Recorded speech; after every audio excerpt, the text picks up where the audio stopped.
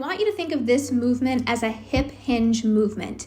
The bending is happening right at our hip crease, not in the low back. If you're using a weight on these, holding a dumbbell or a kettlebell or a plate somewhere near your head with just a bent arm is going to be a good way to keep tension in the glutes throughout. Foot placement should be about hip width apart with the toes just slightly angled out. Changing the angle of the foot can change the sensation a little bit on your glutes versus your hamstrings, but it doesn't actually change how much those muscles are being lengthened or shortened. In other words, how they're being worked.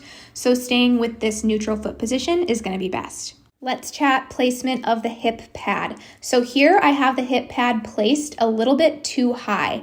You notice it's too high because it's getting in the way of my hip hinge as I go over the top of the pad. And you notice that if I go all the way down, my low back starts to round out. Instead, we want to place the pad just below the hip crease. So as you bend over the top, your hips are unobstructed. Another way to tell if your hip pad is in the correct position is to look at your booty angle at the bottom of the movement. Essentially, the middle of your butt should be pointed straight up when you are hinging over the top of the hip pad.